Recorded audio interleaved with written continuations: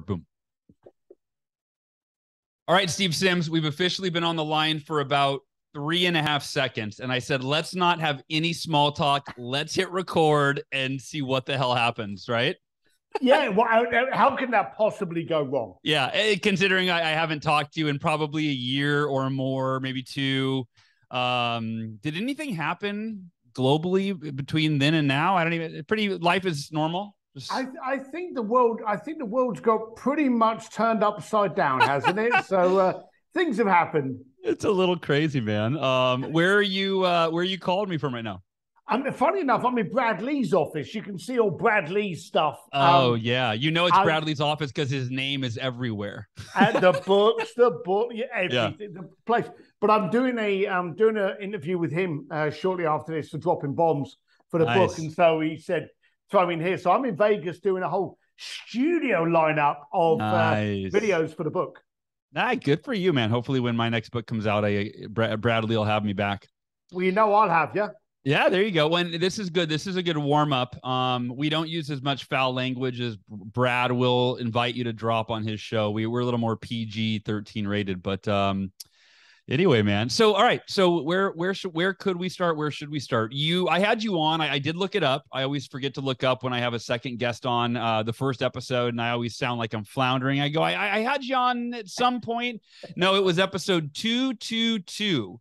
Wow. And in fact, let me see what it was called. It was the title of the episode was The Art of Making Anything Happen with Steve Sims. And I think that's a good place to start. Let's actually start with, you got a lot of famous stories and, similar to me where you tell them over and over and over. But if you're like me, you still enjoy telling the stories, right? So Let's start with one of the most extraordinary, the famous Michelangelo dinner at his right. Like let's tell this story, because for those that don't know, I mentioned that the last episode that we did together, episode 222, if y'all want to go back and listen to it, The Art of Making Anything Happen. That is what Steve Sims does. And I guess I will have given you an intro by the time this is live. But and this is an example of you literally, the way I define a miracle is an extraordinary result beyond the realm of what most people believe is possible. And if that doesn't define the type of miracles you create on a regular basis, I don't know what does. So let's talk about it. So share your story, man. How did you end up at the statue of David in the famous museum in Italy? It's easy, really. Yeah. I had a client contact me. For a start, I work with wealthy people, so I know they can afford it. That's the first thing. Okay. There's no payment plans with me. So I had this guy. He contacts me, and I was in Rome at the time. To name drop, I'd been asked to get a couple married by the Pope in the Vatican. So I was in Rome organizing that. Slide that miracle in on the way to the other miracle. Yeah. There you go. And this guy contacted me on a Sunday night, and he said, "Hey, I'm in Florence on Wednesday. I believe you're in Italy. I want to have a dining," and here was the key, a dining experience that will show how connected and powerful I am. Okay. So, but there were the two things. So one of them was it had to be grand because it had to show off how brilliant he was. Yeah. But it was the key word in there was experience, not a meal. Not a restaurant, not a, hey, get me into a hard-to-get restaurant and get the chef to come out and pander to me for 10 minutes. None of that. How can you give me an amazing dining experience that will expose how connected I am? So I went to work on it. I ended up getting the Accademia di Galleria, which, if you don't know that name, that's the famous museum in Italy that houses the most iconic statue in the planet, Michelangelo's David.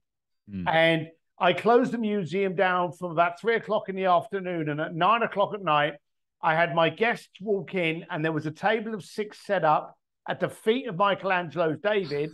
They had the entire museum. It was a real Thomas Crown moment. They had the entire museum to themselves. They did a walk around. They had champagne. They got to see private tour of the museum, private tour around David, sit down. I had a string quartet, and I had a pianist. And then as they went through their appetizers and they started to hit the pasta, I said to them, "Hey, I hope you don't mind, but I got a local entertainer that I thought would be nice to serenade you during your pasta. Is that okay if I bring him in? And they went, yeah, absolutely, no problem at all. And then I walked in with Andrea Bocelli to serenade them while they started the pasta. And here's the story. Not a lot of people know this bit. Okay. The fiance, okay, dropped her fork when she saw Andrea. Now, you think about it. We're in a museum full of marble walls, marble statues, marble floor. That thing echoed for what felt like about 20 minutes. Wow. It was hysterical. But yeah, she dropped her fork. It was quite funny. And now you arranged this, but you got to be there, right? You got to watch the whole thing unfold. Yeah. I've always joked that. Well, think about it. My client turned up at like 10 to 9 and left at probably about 11:30. I had the museum to myself from 3 o'clock in the afternoon till 2 o'clock in the morning. Nice. So to say that I probably got the better experience is an understatement. Yeah, I'd love to see the selfies that you took with the statue of David. Right there's Steve and his beard, and me and Andrea Bocelli doing the selfies. Yeah, no, I did all of that. And I think that you actually just stumbled on something there that I've never discussed. Okay. I think part of my ability to do these things is my immaturity and my curiosity. Now, we've all got kids that will just go off on a childlike trance to try things. And as we get older, we're taught this horrible word, grow up.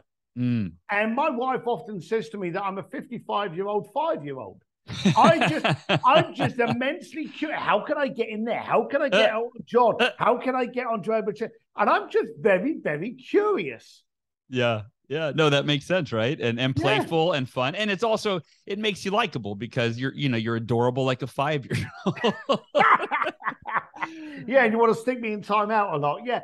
I will say that there is times I get into rooms that I shouldn't. I get into conversations that I'm ill qualified to be in, but it's that curiosity that perpetuates me forward. Yeah. So why did you write your first book? Was Blue Fishing, which I had you on, and Bluefish is the name of your company, correct? Yeah, it was. I actually don't do it anymore because now I do more speaking and coaching and all the other palaver. So yeah, Bluefish, I've done it for 25 years. There's only so many back doors, red carpets, white carpets, behind the scenes you can go to before you start yawning. Yeah, you probably actually wore out your, I think you went a little too long. Yeah, I did. And my wife was like, I'm not going again. I think it was 6 or 7 years we went to Sir Elton John's Oscar party. Now, first couple of years, great. Yeah. But then it gets tiring. You're like, we got to go to Elton John's again, honey. Oh, come on. Yeah. Can't we just stay home and watch a movie?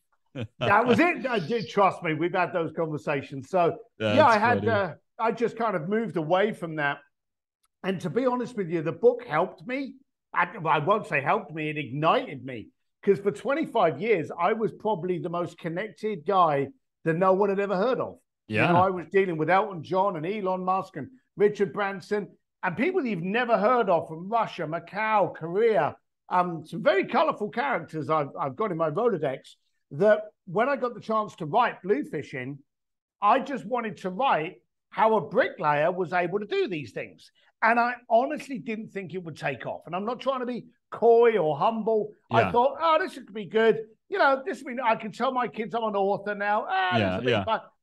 It went stupid. It went worldwide. It got picked up. And of course, as you know, when you write something with your heart, people then contact you and expect you to help them further. So it really pushed me into a whole new point. And then, of course, COVID came across, which just changed the temperature of the room, just changed people and their mindset and what they were willing to tolerate and what they were being fed. And that kind of created the ignition for my second book. Okay, so let's talk about that because that is very much related to the podcast. This podcast is called Achieve Your Goals. And the new book is Go for Stupid, The Art of Achieving Ridiculous Goals. I love the title, Go for Stupid, for multiple reasons. It fits your personality.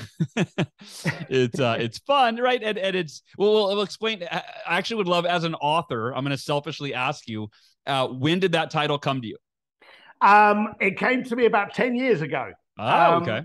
Because the first thing, it's like Voldemort. You never say Voldemort's name. You also should never say the word impossible.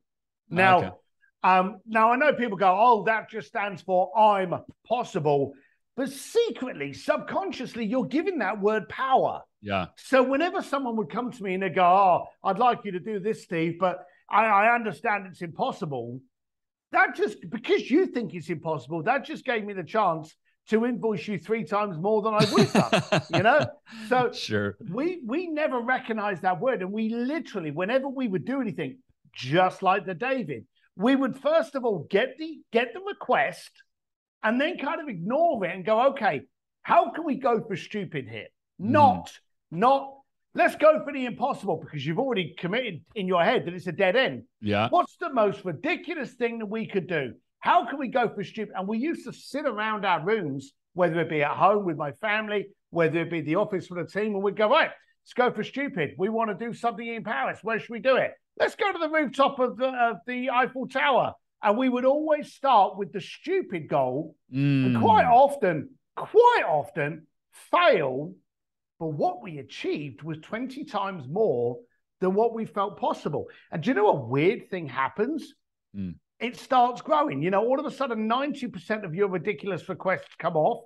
And like I remember the David, I walked in there with no plan B. Yeah. And when I said to him, hey, this is what I would love to do. I would like to wake up in the morning, tomorrow morning, and like all of us, paint the picture of the experience I'm trying to create. I'd like to wake up on Thursday morning, and this would be the memory from Wednesday night. And then I would get them to buy into the dream. And then you never ask them, hey, can we do this? Because no is always the fastest word to hear. Yeah. You always ask them, so what do we need to do to make it happen? And I would always go for, and I remember walking out of the academia on the Monday. We were doing the meal on the Wednesday. On the Monday, thinking, well, if it fails, I better look for a backup. Walking out going, wow, I've got an entire museum all to myself, you know, and I was just astounded. But it's amazing. We all know the Wayne Gretzky, you miss all the shots you fail to take. I've always believed I get a no for every question I don't ask. And I've always been kind of bothered by the fact that today's society isn't worried about getting a no. It's not worried about failing. It's not worried about rejection. It's worried about other people seeing them fail and laughing at them. And we've actually been growing over the past 2 years. Think of cancel culture. You know, we spent 2 years trying to find sound bites from like 1979 of when you went along to a fancy dress party as a Chinese person. Yeah. And all of a sudden, we're going to cancel your show. Yeah. You know, it was all this kind of, we spent a tremendous amount of energy ridiculing and laughing people in this gotcha society. But what I couldn't get over was Jeff Bezos doesn't care about you laughing at him. Elon Musk doesn't care. You know, Richard Branson doesn't care. All of the people that were actually creating impact in the world that we revere, Jean-Paul Dujouriez, you, all of these people, we don't care about people laughing at them, because the people that are laughing are 9 times out of 10 terrified that you're going to achieve it and validate that they can't. That's a great point. I love, you know, I was just talking to somebody right before our call, 30 minutes before you and I jumped on the Zoom here. I was talking to a friend I haven't talked to in a couple of years, and he was just asking me to give him an update. And I was sharing with him in 2016, and I'm relating this to the whole going for stupid. And for anybody listening right now, I want you to actually, before I share this story, I want you to think about what Steve is talking about, in that, you know, how often are you going for goals that feel impossible, right? And for most people, it's, well, no, I don't go after goals that feel impossible, because I probably am going to fail. And then either I'm going to, like you said, Steve, I'm going to be embarrassed that others will see me fail, or I'm going to feel like a failure. And then I've created this meaning that to fail is bad versus to fail is awesome. Right. Yeah. If you're going for stupid all the time, you're going for these ridiculous goals and dreams. Maybe you missed the first 7, but the 8th you hit and you, oh my God, I did it. Right. And so that's the first thing I want to share is just, if you're listening, I really want you to think about what, and we're going to go much further into this, but what Steve's talking about, and look at yourself and go, are you going for goals that are extraordinary? Because that's when a human being is at their finest. You are at your finest when you are boldly going after things that you don't fully know how you're going to accomplish. And there's a big part of you that actually is scared to death and thinks you might not do it, but you're going after it anyway, because you realize that that's a better way to live. That's a better way to live. And I was talking to this friend and he asked me for some updates. And I said, you know, what's wild right now is we have the Miracle Morning in schools. There are, I think, 1,800 schools in New York. And right now, 246 of them are doing the Miracle Morning every day. And here's what's crazy about that. In 2016, I wrote a 10-year vision for the Miracle Morning. It was right before I got cancer.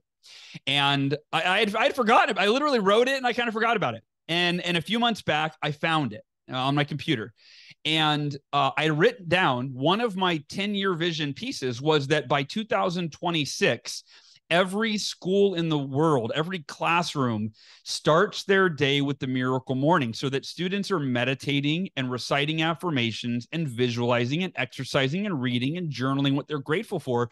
And I wrote down the outcomes are bullying has been eradicated, because you're not going to beat up the kid next to you when you've developed empathy and self-love through your daily Miracle Morning, right? Kids are more confident. They believe in themselves. They're happier. Their families are affected because the kids are coming home, right? So I wrote this down. I had no idea how I was going to achieve it, right? I mean, it was a stupid goal. How do I get every school in the world to start the day with my practice? Well, to keep a long story relatively short, Brianna Greenspan, who wrote the Miracle Morning Art of Affirmations book, she started hosting a Miracle Morning Clubhouse room. I didn't ask her to do that. One day on a Clubhouse room, a principal spoke up and said, hey, we do the Miracle Morning in our school every day across the loudspeaker for 6 minutes. We guide our kids through the savers. And another principal was on the call and said, hey, can you teach us how to do this? And there it was. And now over 70,000 Miracle Morning books have reached schools in New York and poverty-stricken schools in Compton, California, and now are going nationwide and eventually worldwide. And here's the point. Here is the point. The point is, I wrote down a stupid goal that I had zero idea how to achieve, no idea how to execute, right? But if you won't even let yourself think, consider, dream of what might be possible, then it is impossible. Impossible is a self-fulfilling prophecy. And so, Steve, so I love that. I'd love for you to share a little more about like what's the book going to do for people? How's it going to help people? What are some of the specifics? So there's a lot of stories in kind of the things that I've got up to and what I learned from it. And I learned some great lessons from the Bocelli. I learned how to ask and how to ask.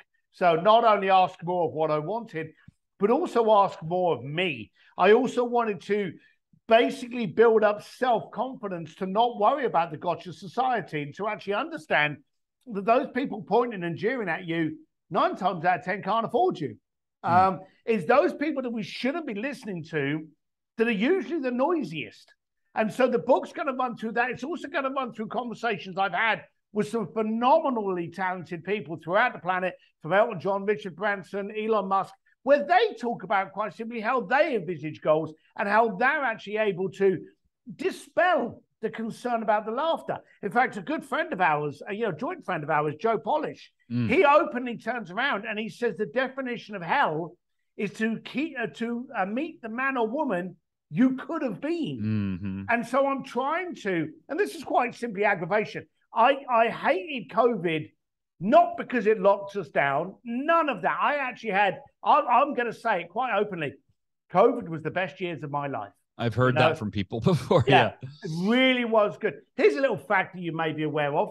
Did you know over 5 million new millionaires were registered during that 2-year period of COVID? That's more than any other 2-year period in our lifespan. Really? More people went, hang on, classic Sean Stevenson, how can I make this be done for me and not to me? And so I wanted to give people the chance to go, hey, look, COVID was here. Everyone was in this cancel mentality, the cancel culture as it came up, and the gotcha society. I wanted to be able to challenge the way you thought to, like you, come up with ridiculous goals, dream, be a child, because those goals are only going to be achieved once you've dreamt them. Yeah. And that's what we've got to do. So you're going to get tactics from the book. You're going to hear some great lessons. Like, for argument's sake, Henry Ford. Did you know they actually tried to ban Henry Ford doing the car? And the reason they tried to ban it was because the horses could go through the woods, the cars couldn't. That was that reasoning. They tried to ban coffee. They tried to ban a light bulb, stuff that quite simply we could not live without today, was first ridiculed before it became a mainstream of life itself. And I want those people out there, like you say, to stop going to go for what you think you can achieve, to forget that word, impossible, even exists. Yeah. Just get it out of your vocabulary. It's not in there. And dare to dream of a ridiculous, stupid goal, reverse engineer it. You may well fail, but let's be serious. The mantra of every entrepreneur is the first time we try anything, it'll be terrible. Yeah, sure. You know, you remember your first podcast. You remember your first manuscript. You remember your first, we're both speakers on stage. Do you remember your first speech on stage? You know, yeah, sure. Compared to what it is now, because you've been doing it for 10, 15 years. Yeah. So I want people to get used to the fact that actually that failing, that's education. And that education becomes experience, and that experience becomes credibility, and you can invoice very well for your credibility. There you go. One of my favorite books of all time was Failing Forward by John Maxwell. You ever read that one? Yep. Yeah, I did. Great book. Yeah. I mean, and the title kind of tells you, right? It's the idea that just embrace failure. It's part of the process to success. And you think about everybody that's been really successful in life, they typically failed at one thing and then another and then another. And then, one kind of took off, but it fizzled. So then they kept trying, right? And then, they finally figured it out. They finally found their one thing, their idea, their sweet spot, whatever it was. But if they weren't willing to fail along the way, they would have never found it. And I think for most of us, that fear of failure stops us from even trying.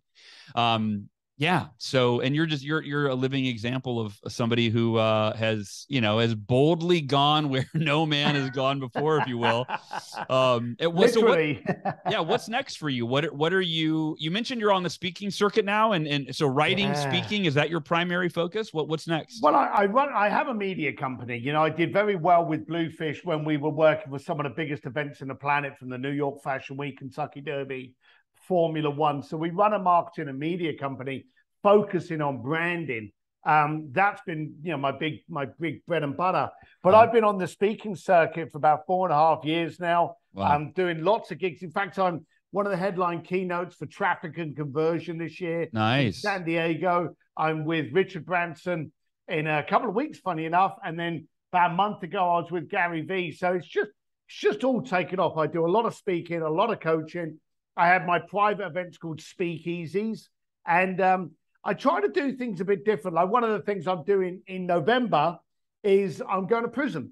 And as I believe you're aware, I go to prison, and this was pre-COVID. So this would be the second time back since COVID. But I basically go to prison 3 times a year to a level 4 maximum security. And I bring about 40 entrepreneurs. They all have to donate $500 each. They donate it to the prison for education programs. And we train inmates that are called EITs, entrepreneurs in training. And we basically take their illegal hustle and turn it into productive hustle. Nice. And I've been doing that for about 4 years, thanks to being introduced to it by Jason Gaynard.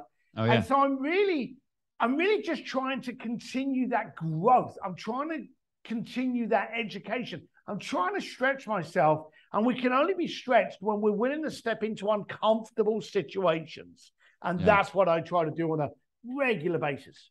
I love that. So Go for Stupid. Last question about that book is, who is it for? And the reason I ask you that is you mentioned, that your clients with Bluefish were all wealthy individuals. I'd imagine this is not strictly for wealthy individuals, but you tell me, who is Go for Stupid for? It's the people that are getting in the way of themselves. And as you know, that's most business owners. Sure. So it's for entrepreneurs, it's for business owners, it's for people in relationships where they want to turn around and go, hang on a minute, I'm settling. Yeah. So if you're out there and quite simply, you're happy with your life and you're happy driving to work for your 9 till 5 and you're happy mowing the lawn on the weekend, do not waste your money and buy this book. But if you're annoyed, if you're aggravated and you're not willing to settle and you wonder, what am I capable of by listening to what other people... I left school at 15 years old. I was a bricklayer. I was a doorman. And now I can, send a text to Elon Musk and Elton John. I want those people that are aggravated where they are to go, hang on a minute, surely there's more. Where's the roadmap? And that's what the book's going to be there for. The roadmap. I love it. Yeah. Yeah. You're a perfect example of you can come from humble beginnings. You can be a total screw up and, you can be not even very good looking. I mean, I'm looking at you right now and you can still end up living the life of your dreams and helping other people do the same. So cool. Steve, yeah, I can't argue that one. I can't. You're actually a pretty good looking guy. Any final parting words for the Achieve Your Goals audience, the Miracle Morning community? Yeah, stop settling. Get your standards. If you get a cold drink and it's supposed to be warm, send it back. If you get some fries and they're cold, send them back. If you're having a conversation that's not going well, change the conversation. If you've got people around your table that don't challenge and inspire you, change your table. So start changing your standards and settle up. Yeah. And ironically, stupid is the standard that we're talking about, right? Aspire, Go for Stupid. So, Goal Achievers, the book is Go for Stupid, The Art of Achieving Ridiculous Goals. It is by Steve Sims, the author who has himself achieved ridiculous goals. And I'm excited to, I just ordered my copy as well. It just came out on October 18th. So, well, Steve, I love you, brother. It is so great to see you, man. And, I have to share this. I remember a moment when you and I were, I think it was at a Mastermind Talks event, but I had seen you speak and I was enamored. I was like, wow, that guy is awesome. Like, I love your authenticity. I love your sense of humor. I love your personality. And I kind of had you on a pedestal, and you came up to me at the hotel, and you were almost like nervous to talk to me, and you're like, Hal, I read Miracle Morning and it changed my life, and I'm such a big fan, and I would love to talk to you. It's just amazing that right, we're both having the same thoughts about each other, like, wow, I'm not cool enough to hang out with Steve Sims, and and you're thinking the same. So yeah, man, so you really endeared yourself to me in that moment with your humility and your vulnerability, and I've loved you ever since, man. Cheers, buddy. Thanks for being who you are and sharing. All right, brother. Goal Achievers, I love you very, very much. And get the book, Go for Stupid. And I will talk to y'all next week.